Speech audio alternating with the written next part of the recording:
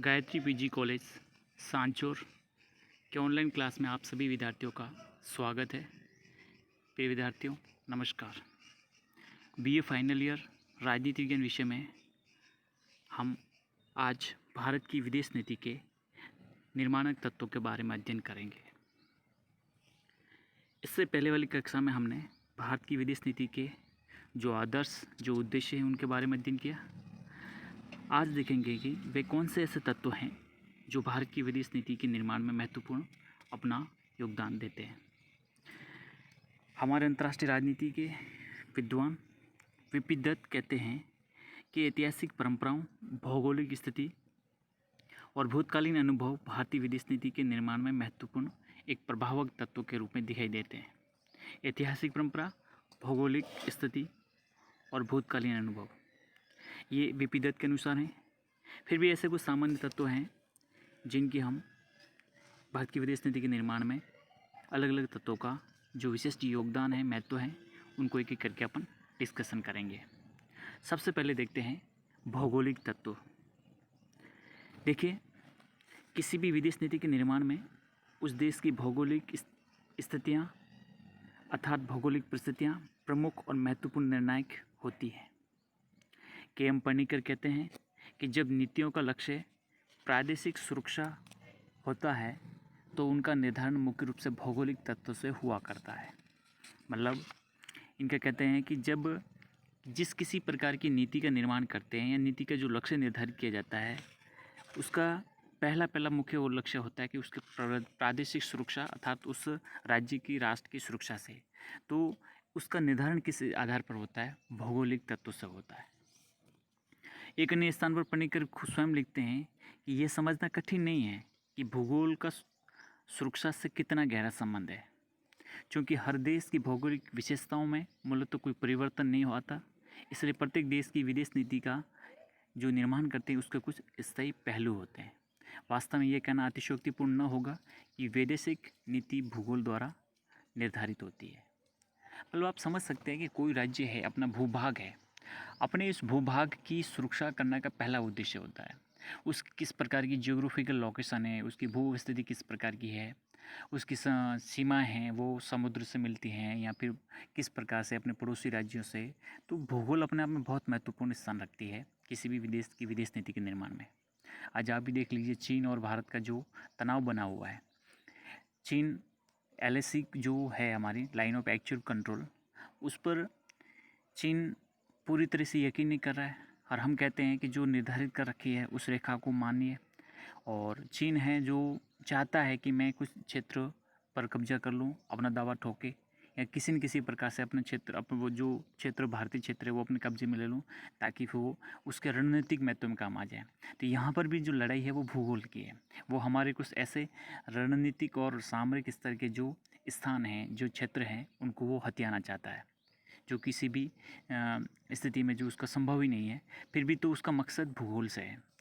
तो पनिकर स्पष्ट कहते हैं कि भूगोल का सुरक्षा से बहुत गहरा संबंध है और हर देश की भौगोलिक विशेषता में जो है वो है, भूगोल कभी चेंज नहीं होता है।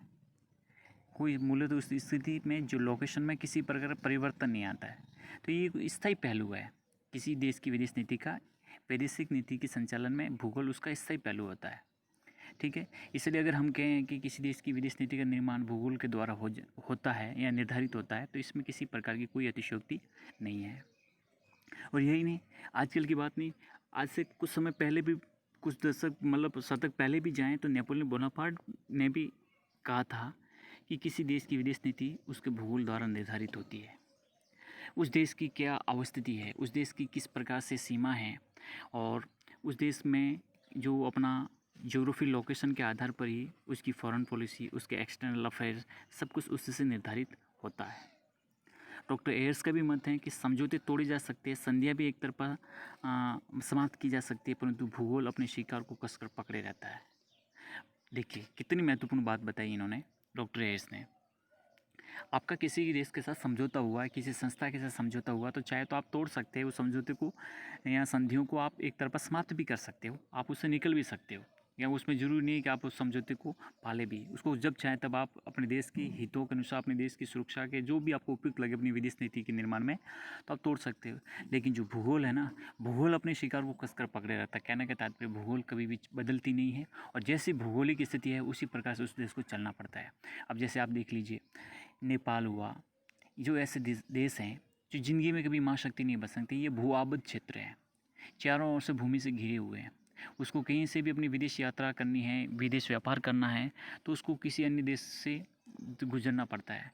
आज अंतर्राष्ट्रीय व्यापार में वो हमारे भारत पर निर्भर है, ठीक है। लेकिन ये एक समय की बात है कि आज वही हमें आँख दिखा रहा है, हमारे भारतीय क्षेत्रों को अपना दावा ठोक रहा है। जैसे ये काला पानी हो या फिर ये लिम्पोदरा हो, ये ऐसे जो क्षेत्र हैं, भारतीय क्षेत्र हैं, जहाँ पर अपना दावा जता रहा है कि ये हमारा क्षेत्र है। तो खैर वो अलग एक विदेश नीति है और अलग चीज़ है, लेकिन ये तय है कि आपकी भूगोल किस प्रकार से है, उसी प्रकार से आपकी विदेश नीति भी बनेगी, और विदेशिक स्तर पर आप मजबूत भी हो सकते हो, कमज़ोर भी हो सकते हो। ये डिपेंड उस देश की ज्योग्राफी पे होता है। भारत के संदर्भ में उपयुक्त बातें हैं, जो कुछ बातें हैं जो सही हैं, इसमें आप देखेंगे कि भारत की विदेश नीति के निर्माण में भारत के आकार, एशिया में उसकी विशिष्ट स्थिति तथा दूर दूर तक फैली हुई भारत की सामुद्रिक और पर्वतीय सीमाओं का विशेष स्थान रहा है। कि हम हमारे भारत की विदेश नीति की जब बात करते हैं तो उसमें आप देखिए कि हमारे भारत का विशाल आकार तथा जो दक्षिण एशिया में उसकी जो जियोग्राफिक लोकेशन है, तथा भारत की जो भारत का जो प्रायद्वीपीय भाग है, जो हमारे समुद्र तटों से और हमारी जो उत्तर में जो पर्वतीय क्षेत्र हैं, तो इस प्रकार से विशाल जो हमारी लोकेशन है वो अपने आप में बहुत महत्वपूर्ण स्थान रखती है। भारत उत्तर में साम्यवादी गुटों के दो प्रमुख देश, जिसमें आप देख सकते हैं कि अभी तो खैर उसका सोवियत संघ का विघटन हो चुका है, लेकिन 90 तक ये सोवियत संघ और चीन के बिल्कुल समीप रहा है। भारत के एक छोर पर पाकिस्तान है तो दूसरे छोर पर सीमा है वो समुद्र से घिरी हुई है। स्वतंत्रता प्राप्ति के बाद अपनी लंबी सीमाओं की सुरक्षा भारत के लिए चिंता का विषय था कि जब हम स्वतंत्र हुए तो इतने विशाल क्षेत्रफल वाले देश पर अपनी सुरक्षा के लिहाज से हमेशा चिंतित रहे कि हम किस प्रकार से हमारी सीमाओं की सुरक्षा कर सकें। उस समय तत्कालीन समय की जो परिस्थिति थी कि दुनिया में शीत युद्ध चल रहा था, एक तरफ साम्यवादी गुट, दूसरी तरफ अमेरिकी गुट। दोनों ही गुट ये चाह रहे थे कि भारत हमारे नियंत्रण में आए, हमारे क्षेत्र में आए, हमारे गुट में आए। लेकिन भारत के तत्कालीन हमारे प्रथम प्रधानमंत्री श्री पंडित जवाहरलाल नेहरू ने ये सोचा कि हम बड़ी मुश्किल से इस गुलामी से मुक्त होकर नव स्वतंत्र वातावरण में जो स्वतंत्रता का जो आज हम उपभोग कर रहे हैं, हो सकता है कि कल किसी भी गुट में जाने पर हमारी स्वतंत्रता से समझौता करना पड़े। इसलिए बेहतर है कि हम इन दोनों गुटों से दूर रहते हुए गुटनिरपेक्ष तरीके से हमारी विदेश नीति का हम संचालन करेंगे, ठीक है। तो यदि भारत साम्यवादी गुट में सम्मिलित हो जाता तो हमारी समुद्री सीमा पर खतरा उत्पन्न हो जाता, क्योंकि आपको पता है कि इंडियन ओशन में अमेरिका और उसका प्रभाव था, और यदि पश्चिमी गुट में अपनी नौ शक्ति के कारण हिंद महासागर पर दबदबा था। क्योंकि सिंपल सी बात है कि हम साम्यवादी गुट में जाते, सोवियत संघ चीन के गुट में जाते, तो हमारी समुद्री सीमा है, और हमारी समुद्री सीमा में इंडियन ओशन में हिंद महासागर में आप देखेंगे कि पश्चिमी गुट अपनी नौ सेना को, अपनी नेवी को इतना ज़बरदस्त तरीके से हिंद महासागर पर मतलब बना रखा था, या उसका दबदबा था। और यदि ये बात करें, यदि भारत पश्चिमी गुट में सम्मिलित होता तो हमारी उत्तरी सीमाओं पर साम्यवादी राष्ट्र उसके लिए हमेशा खतरा उत्पन्न कर सकते थे। तो हमको दोनों तरफ से, उत्तर और दक्षिण से, दोनों तरफ से समस्या बनी हुई थी। इन भौगोलिक परिस्थितियों में विदेश नीति की दृष्टि से भारत के लिए उचित है कि वे दक्षिण में समुद्री सीमा सुरक्षित बनाए रखने के लिए ब्रिटेन से मैत्री संबंध बनाए रखें, और उत्तर में अपनी स्थिति सुरक्षित करने के लिए साम्यवादी देशों से अनुकूल संबंध बनाए रखने की चेष्टा करें। मतलब आप समझ सकते हैं कि हमने हमारी विदेश नीति और हमारे हितों को सर्वप्रमुख महत्व देते हुए ये तय किया कि हम दोनों से बराबर की दूरी रखते हुए, हम दोनों से बराबर की मित्रता रखते हुए हम इस प्रकार से विदेश नीति का संचालन करेंगे कि हमें किसी भी प्रकार की हमारे देश की सुरक्षा, हमारे देश की सीमाओं को कोई खतरा पैदा ना हो। इसलिए आप देखेंगे कि हमने हमारी दक्षिण में समुद्र सीमाओं को सुरक्षित बनाए रखने के लिए ब्रिटेन से मैत्रीपूर्ण संबंध बनाए रखे, और उत्तर में इन साम्यवादी देशों से सुरक्षित रहने के लिए हमने उनसे संतुलित और सुरक्षित संबंध और अनुकूल संबंध बनाए रखे। तो दोनों गुटों से हम बराबर से संबंध कायम कर रखे।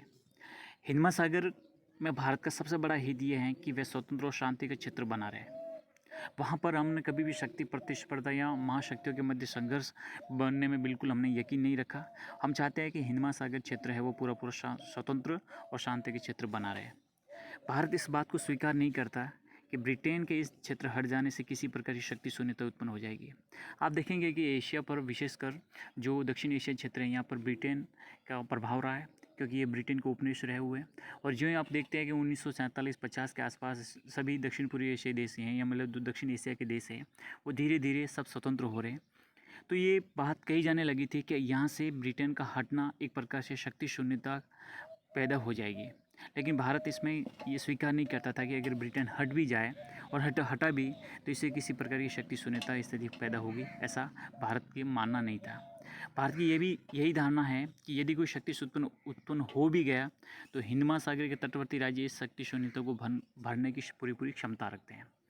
अगर मान भी लें कि अगर शक्ति शून्यता की स्थिति पैदा हो गई है तो हमारे जितने हिंद महासागर के तटवर्ती राज्य हैं वो इस शक्ति शून्यता को भर सकते हैं, इतनी वो अपने आप में क्षमता रखते हैं। अतः भारत डिएगो गार्सिया में अमेरिकी सैनिक अड्डों का उतना ही विरोधी है जितना कि वह क्षेत्र में सोवियत प्रभाव का विरोधी रहा है। मतलब आप देखिए, डिएगो गार्सिया एक अमेरिका का बहुत बड़ा नौसैनिक अड्डा है। वहाँ पर हमेशा अमेरिकन नेवी रहती है और अमेरिका इस अपना जो सैनिक अड्डा है उसको अपने हितों के अनुसार प्रयोग करता है। तब भारत इसका भी विरोधी था और साथ ही साथ जो सोवियत प्रभाव जो बढ़ रहा था उसका भी वो विरोधी रहा है। वो नहीं चाहता था कि इस इंडियन ओशन पे किसी प्रकार का दखलंदाजी हो, किसी शक्ति प्रतिस्पर्धा को बढ़ावा मिले। भारत की धारणा ये थी कि इस क्षेत्र में महाशक्तियों की गतिविधियाँ बढ़ जाने से उसकी सीमाओं और व्यापार को खतरा उत्पन्न हो सकता है। बड़ा देश है, सबसे बड़ा देश है इस क्षेत्र का, तो स्वाभाविक है कि इस प्रकार की शक्ति संघर्ष स्थितियाँ पैदा होगी तो भारत की सीमाओं को, भारत के व्यापार वाणिज्य को बहुत बड़ा खतरा उत्पन्न हो सकता था। मार्च 1997 में भारत और 13 अन्य देशों ने मिलकर हिंद महासागर के तटवर्ती देशों के मध्य एक सहयोग बढ़ाने के उद्देश्य से एक संगठन की स्थापना की, और वो संगठन है Indian Ocean Rim Association for Regional Cooperation, जिसको हिंदी में शॉर्ट में हिमक्षेश कह सकते हैं। तो इसका गठन की घोषणा की। वस्तुतः भूमंडलीकरण के एक तरफा दबाव के प्रतिकार में इस हिमक्षेश का उद्भव हुआ, जो कि दक्षिण और विकासशील देशों के बीच सहयोग बढ़ाने वाला एक महत्वपूर्ण संगठन सिद्ध होगा। मतलब आप देखिए, दक्षिण अर्थात विश्व के विकासशील देश जो दक्षिणी गोलार्ध में स्थित हैं, इन सभी देशों के आपसे सहयोग और हिंद महासागर के तटवर्ती देशों का सहयोग बढ़ाने के लिए इस संगठन की स्थापना की। साथ ही साथ किसी प्रकार की शक्ति स्पर्धा और अन्य शक्तियों का यहाँ दबदबा कम करने के लिए और अपने पूरे इस क्षेत्र को शांतिपूर्ण बनाए रखने के लिए ये संगठन स्थापित हुआ। भारत भविष्य में कभी भी हिमालय पर्वत और हिंद महासागर व अन्य दो पूर्वी और पश्चिमी समुद्रों की उपेक्षा नहीं कर सकता है, क्योंकि भारतीय परिवहन, व्यापार और विशेष रूप से भारतीय सुरक्षा इन्हीं पर निर्भर करती है। इसलिए भारत के लिए ज़रूरी है कि हिंद महासागर में शांति हमेशा अनवरत रूप से बनी रहे। और आपको पता ही होगा पिछले कुछ दिनों में जिस प्रकार से दक्षिण चीन सागर में पूरी तरह से तनाव बना हुआ है चीन के द्वारा, और वहाँ पर अमेरिकन नेवी भी है, तो दोनों देशों के मध्य जो ताइवान के मुद्दे को लेकर और दक्षिण चीन सागर पर जिस प्रकार का चीन अपना दावा जता रहा है, हक जता रहा है, तो उसके प्रतिरोध में, उसकी प्रतिक्रिया में आज अमेरिका और चीन के मध्य ज़बरदस्त तनाव बना हुआ है। और आपको पता भी होगा कि पिछले हफ्ते एक चीनी नौसैनिक युद्धपोत भारतीय सीमा में घुसा और भारतीय इस मलक्का जल संधि से हिंद महासागर की तरफ घुसा। वो इस क्षेत्र की एक प्रकार की जासूसी करना चाह रहा था, लेकिन भारतीय नौसेना की उपस्थिति से वो उसको वहाँ से भागना पड़ा। वो क्षेत्र खाली करके पुनः अपने क्षेत्र में चला गया था। तो ये आप समझ सकते हैं कि भारतीय नौसेना आज ज़बरदस्त तरीके से इस हिंद महासागर क्षेत्र में अपना पूरी तरह से सामरिक और सुरक्षा के लिहाज से अपना पूरा प्रभाव रखती है और इस क्षेत्र को किसी प्रकार से संघर्ष में तब्दील नहीं होने देना चाहती है, शांति बनाए रखें। इसी में सभी तटवर्ती राज्य और भारत के हित में दिखाई देता है। तो आप देख सकते हैं कि किस प्रकार से जो किसी भी देश के लिए एक महत्वपूर्ण स्थान रखती है उस देश की भूगोल, उसकी भू अवस्थिति। अगला है महत्वपूर्ण हमारा निर्धारक तत्व, वो है गुटबंदियाँ। देखिए, जब भारत स्वाधीन हुआ तो विश्व दो गुटों में विभाजित था, एक अमेरिका और दूसरा सोवियत संघ। अब अमेरिका और सोवियत संघ में मनमुटाव इतना अधिक बढ़ गया था कि ये मनमुटाव शीत युद्ध के रूप में परिवर्तित हो गया। ये आप सभी को पता है, पिछली कक्षाओं में इसके बारे में काफ़ी विस्तार से अध्ययन किया है। शीत युद्ध की इस राजनीति में भारत क्या करता? भारत के सामने सबसे बड़ा प्रश्न था कि अब क्या कदम उठाएं, क्या करें क्या ना करें।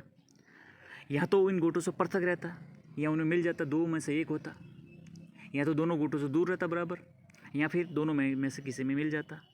भारत ने गुटों से पृथक रहना ही अपना ठीक समझा कि हमारी विदेश नीति में पंडित नेहरू का बहुत बड़ा प्रभाव रहा है प्रारंभ में। तो आप देखेंगे कि पंडित नेहरू ने ये तय किया कि हमें दोनों गुटों से बिल्कुल दूर रहना है। हम किसी प्रकार से शक्ति संघर्ष में गिरना नहीं चाहते थे। हम हमारी नव स्वतंत्रता का बहुत बड़े अच्छे ढंग से हमारे राष्ट्र की जनता, हमारे नागरिक हम उपभोग करना चाहते थे। इसलिए बेहतर ये समझा हमारे देश के लोकतंत्र के भविष्य को देखते हुए कि हम दोनों गुटों से दूर रहेंगे, पृथक रहेंगे, क्योंकि वे दोनों गुटों के मध्य एक प्रकार का सेतुबंध का कार्य करना चाहता था दोनों। और बात केवल भारत की नहीं थी, हम तो ये भी चाहते थे कि दुनिया में जो शीतयुद्ध चल रहा है, इस शीतयुद्ध को कैसे कम किया जा सके, इस तनाव को कैसे कम किया जा सके। इसके लिए हम दोनों गुटों के मध्य एक प्रकार का सेतुबंध का काम किया, पुल का काम करना चाहते थे, ताकि तनाव कम हो और विश्व में शांति और स्थिरता बनी रहे। भारत द्वारा तटस्थता और असंलग्नता अर्थात गुट निरपेक्षता की जिसको नीति कहते हैं का अपनाने का प्रधान कारण भी यही था, क्योंकि हमने गुट निरपेक्षता की जो नीति अपनाई उसका मकसद यही था, जो भी मैंने आपको बताया कि दो गुटों से जिस प्रकार से दुनिया बदल गई थी, दो गुटों में बंट गई थी, जो विश्व के लिए अशांति का कारक बन रहे थे। इसलिए हमने बेहतरीन समझा कि हमारी कोशिश ये रहनी चाहिए कि हम किसी प्रकार से तनाव को बढ़ाएं नहीं, बल्कि तनाव को कम करके दुनिया में शांति की स्थापना की जा सके। भारत द्वारा इस नीति जो अपनाई, इससे विश्व के दोनों गुटों में से किसी के साथ न बंधने के भारत को हानि भी नहीं है। ये भी देखा कि अगर हम किसी गुट में अगर नहीं भी जुड़े तो इससे हमारे को किसी प्रकार नुकसान भी नहीं था। ऐसा नहीं था कि हम नहीं जुड़े तो हम पीछे रह जाएंगे, हमें बहुत बड़ा कोई नुकसान या खामियाजा भुगतना पड़े, ऐसा भी नहीं था। उसका हित दोनों गुटों के मध्य तनाव में कमी करने में ही नहीं था। और हम तो यही चाहते थे कि दुनिया में शांति स्थापित हो गई, स्थिरता हो गई, तनाव नहीं होगा, संघर्ष नहीं होगा, तो सभी दुनिया के हित में होगा, और इसमें दुनिया के हित में हमारा हित नहीं था। इसलिए बेहतर ये समझा कि दोनों गुटों से हम पृथक रहेंगे, क्योंकि एक विश्व युद्ध भारतीय अर्थव्यवस्था को अस्त व्यस्त कर देता है और उसका आर्थिक स्वर्ण युग की प्राप्ति का स्वप्न छिन्न भिन्न हो जाता। असंलग्नता की नीति उससे दोनों गुटों के मध्यस्थ का कार्य कर अंतर्राष्ट्रीय तनाव को कम करने में सहायता देने के योग्य बनाते थे। इसलिए हमने दोनों गुटों से दूर रहते हुए दोनों गुटों से हमने अच्छे ढंग से सहायता लेकर हमने हमारे देश की विकास संबंधी कार्य योजना को आगे बढ़ाया। तो बेहतर ये रहा कि हम विभिन्न प्रकार की गुटबंदियों में, सैनिक होड़ा होड़ी में, शस्त्रीकरण से दूर ही रहे।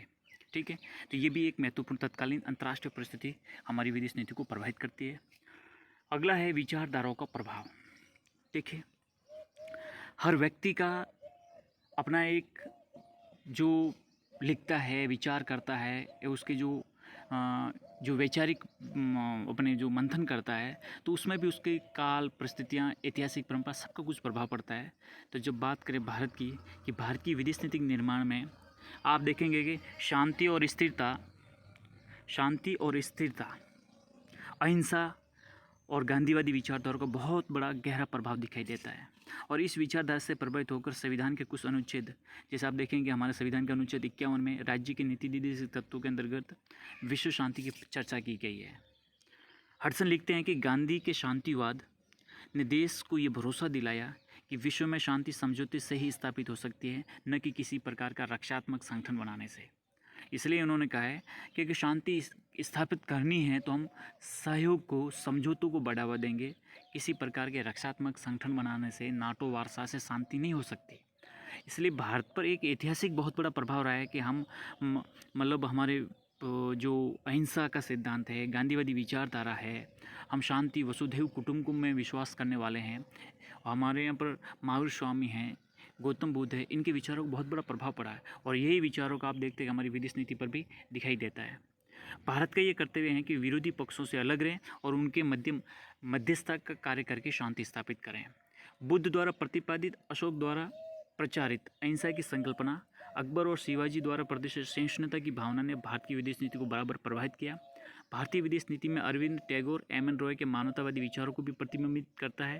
भारतीय झंडे में अशोक चक्र इस बात का सूचक है कि भारत विश्व में शांति और मित्रता स्थापित करना चाहता है। तो आप समझ सकते हैं कि इनका बहुत बड़ा योगदान है।